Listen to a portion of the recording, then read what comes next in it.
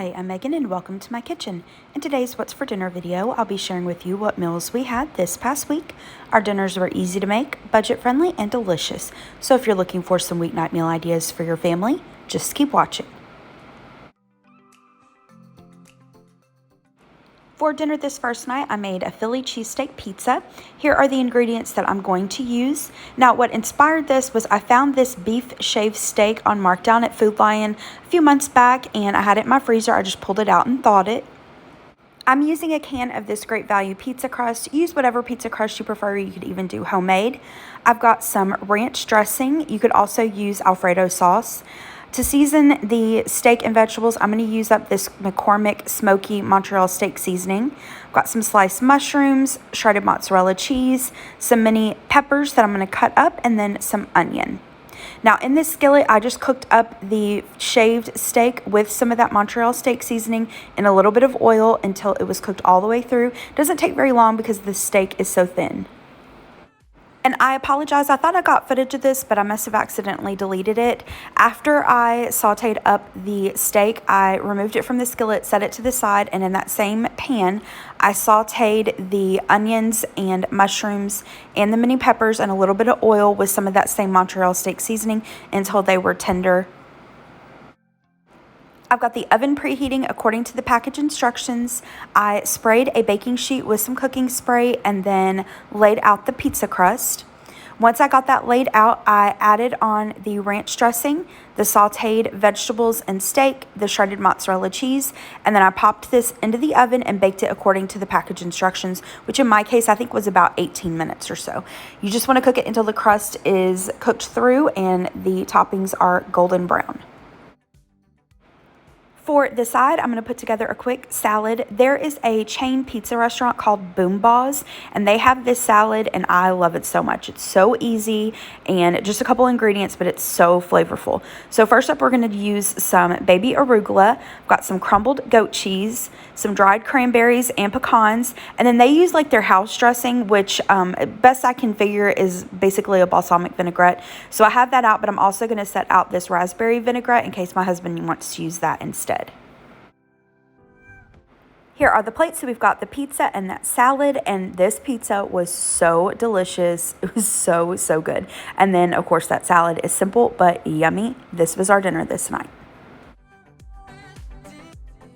The next day was Easter. My mom and dad and all my siblings came over. We had a nice time. I hope you and your family had a wonderful Easter if you celebrate it. I decided to make a Hashbrown casserole, but I made a version that I saw on Instagram. The lady's name is Pop of Inspo. I'll have it linked down in the description box below. So let me walk you through this. In this saucepan, I've got it over about medium heat. I'm going to add in a stick of butter. The recipe calls for a can of cream of chicken soup, but I had this cream of chicken and mushroom soup, so I'm going to use that. And I really like this cream of chicken mushroom soup combination. You can use homemade or you can use your favorite cream of blank soup. Next, we're going to add in some cubed Velveeta. I know some people love this, some people hate it, but there's a time and a place for Velveeta. So I'm going to add in the cubed Velveeta and then just cook this over medium heat, stirring it occasionally until the Velveeta has completely melted. Now, quick disclaimer, in case you check out the recipe, I didn't follow the steps exactly. I did follow like all the measurements and everything, but I combined several of the steps just to kind of make it a little easier. So I turned this heat down to low. I'm going to add in some shredded cheese, give that a stir, and then just allow that to sit for a couple minutes until the cheese has melted. To a large bowl, I'm going to add in my hash browns. Now, I'm using Southern style, which are just cubed. You can use shredded. You could also do the potatoes O'Brien if you prefer to do that. I did allow these to thaw in the refrigerator, but you could add them straight, just frozen. That's fine.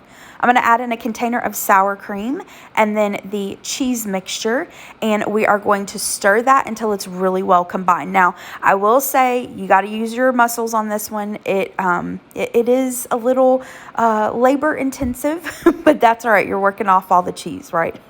So once I've got it well mixed, I'm going to add in some salt and pepper to taste. You could also add in garlic powder, onion powder, whatever seasonings you prefer. I just kept it simple and did the salt and pepper.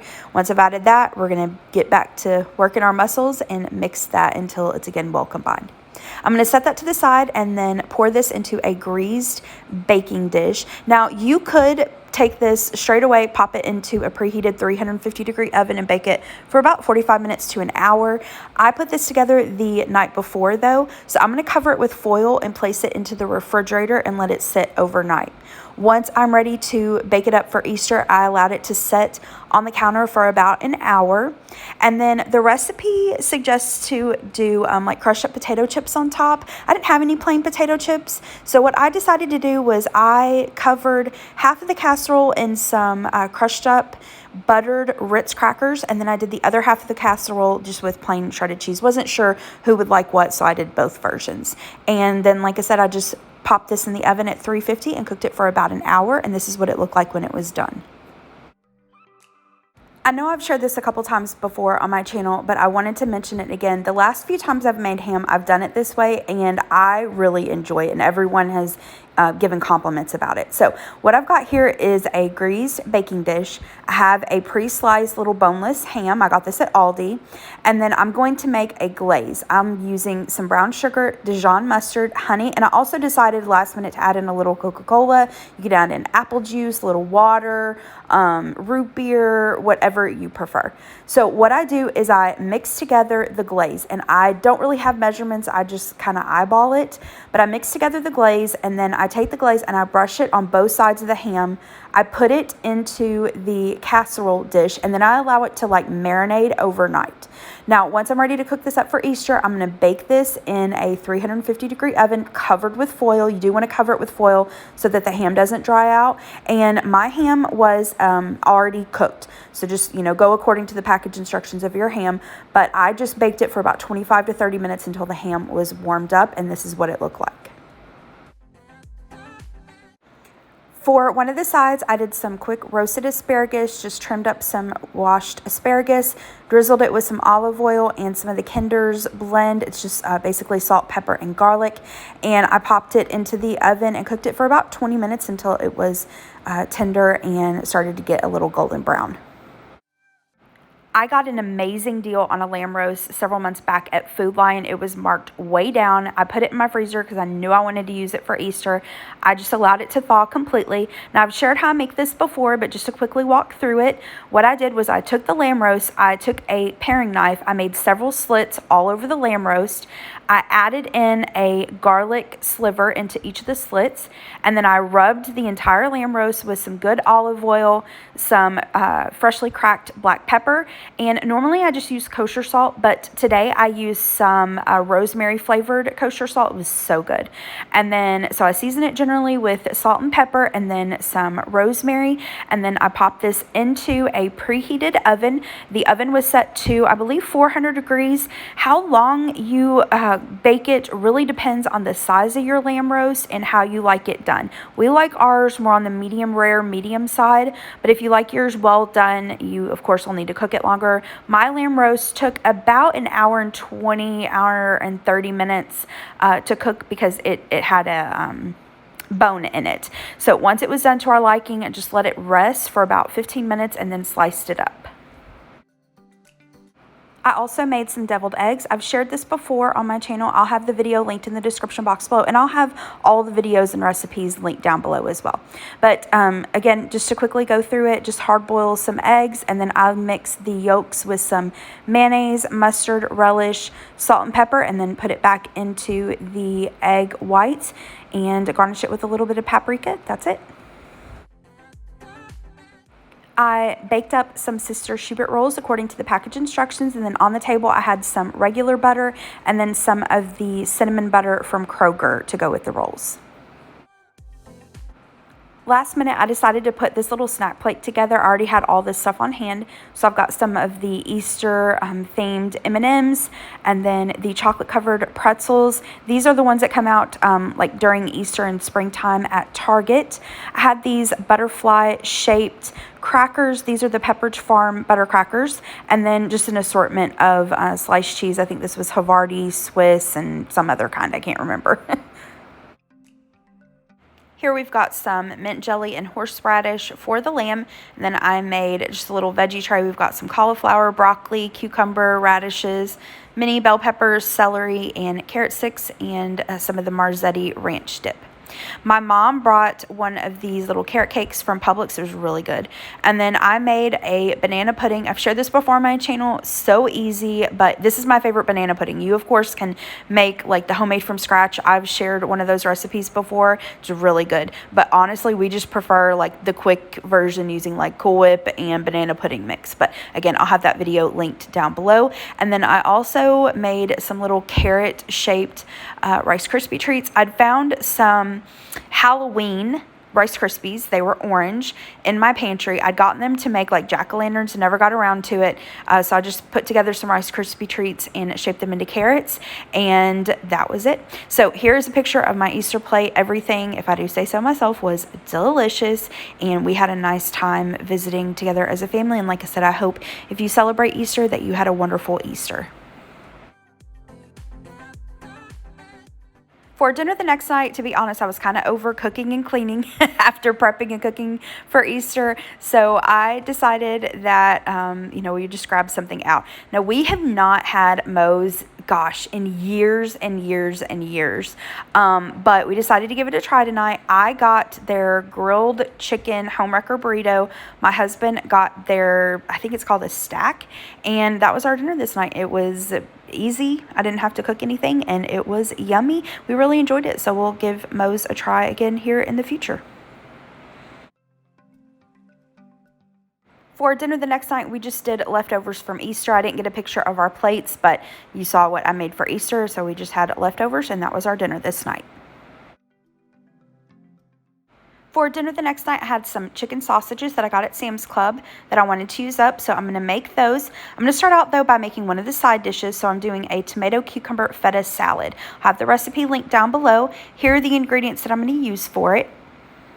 I've got an English cucumber, use whatever cucumber you prefer, some Roma tomatoes, feta cheese, a purple onion, and then for the vinaigrette, I've got some dried oregano, red wine vinegar, Dijon mustard, salt, pepper, minced garlic, and olive oil.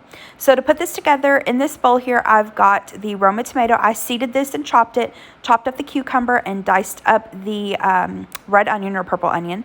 And then in this little bowl here, I mixed up the vinaigrette. And what I did was I poured the vinaigrette over the tomato cucumber mixture, and I allowed it to sit and kind of marinate a little bit while I made the rest of dinner. So I added the feta cheese right before I served it. To go along with this, for my other side, I'm going to do some quick zucchini. Just took the zucchini, cut it in half horizontally, and then cut each half into little sticks. I'm going to toss it with some olive oil. For the seasonings tonight, I decided to use some of the Kinder's blend seasoning as well as a little bit of oregano. You can grill these, saute them in a skillet, bake it in the oven. I cooked these in the air fryer at, I believe, 400 degrees for about 6 to 8 minutes, just until they were golden brown and tender. Here are the sausages. I had these in my freezer. I allowed them to thaw. I don't have the original packaging, but here's a picture of what it looks like. Like I said, I get these at Sam's Club. This is the mozzarella roasted garlic with artichoke chicken sausages. So I cooked these in the air fryer. I was going to grill these out on the grill, but this day it was raining and kind of yucky outside. So I cooked these at, I think it was 380 degrees for about 4 or 5 minutes, and then gave them a flip, cooked them for another 4 or 5 minutes or so. All right, here is the finished plate. We've got some of the sausages. I just sliced them up. The tomato cucumber feta salad, the zucchini, and I had just a little bit of the boar's head tzatziki in our fridge that I needed to use up, so I decided to serve that along with this. And everything was delicious. Those sausages were so flavorful. That tomato cucumber salad was so good, just fresh tasting and flavorful. And then, the zucchini, I mean, it's simple but yummy. And this was our dinner this night. Now, it's been a while, but months and months ago, I made a chicken and dumpling casserole from the plain chicken, and it was good. We liked it. But here recently, I saw Mel from In the Kitchen with Mama Mel make this, and she did a little bit of a twist on it, and I decided I wanted to give it a try. I love the little twist she did, and I highly recommend you give it a try. I'll have her video linked down in the description box below for you. All right, so let me quickly walk you through this. First up, I've got the oven preheating to 400 degrees. In this baking dish here now, just to kind of ensure it didn't stick, I sprayed it with some cooking spray, and then I'm going to add in some melted butter. Once I've added the melted butter, we're going to add in some chicken. Now, you can cook up your own chicken. You could use leftover chicken. I have a rotisserie chicken that I just shredded up, so I'm going to add the chicken on top of that. Next, here comes Mel's little twist. So the recipe calls for originally flour, I think baking powder, and salt. Mel suggested using the Southern Biscuit Formula L mix. I've used this biscuit mix to make biscuits, of course, and it is amazing. Highly recommend. First saw that biscuit mix on Collard Valley Cooks. But anyway, Mel suggested using it for this along with milk. So you'll use the baking mix instead of the flour, baking powder, and salt. If you can't find this mix, don't worry about it. Just go with the plain chicken's recipe and use flour, baking powder, and salt. But I'm going to combine the baking mix and the milk together and then pour that on top of the chicken and butter mixture. Now, here's what's really important about this recipe. You do not want to mix the individual layers. So resist the temptation to mix the butter and chicken mixture with this biscuit mixture. Just take your milk and biscuit mix that you combine and pour it over the chicken. Don't mix it together. Now, back behind the baking dish, you'll see a can of cream of chicken soup, and then in this measuring cup, I have some chicken broth, or in my case, I just use some warm water and chicken bouillon powder. So in a separate bowl, we're going to combine the cream of chicken soup and the broth, and we're going to mix that until it's well combined and then pour that over the biscuit mix. Now, again, don't mix the two layers together. Just pour your chicken broth, cream of chicken soup mixture over that biscuit mix and then pop this into a preheated oven set at 400 degrees. And we're going to bake this for about 35 to 40 minutes. Here's what it looked like when it was done, and I did allow it to sit for about 7-10 minutes just to kind of cool down a little bit. It's like lava. It's so hot. So to go along with this, I made Mandy in the Makings green beans. I've shared this so many times before on my channel. These are so easy and delicious. I'll have the video linked in the description box below. And then I also made my glazed carrots. Again, I've shared this so many times before. I'll also have that link down below. Here's a picture of my plate. I've got the chicken and dumpling casserole, the green beans, and the carrots. That chicken and dumpling casserole, I love the original recipe, but with that biscuit mix, it made it even better. How this little voodoo magic recipe works, I have no idea, but somehow the layering and the ingredients and not mixing it, it really does form little dumplings, you know, with the chicken. So it's just like you're eating chicken and dumplings, except just in a casserole version. So if you like chicken and dumplings, I recommend you give this recipe a try.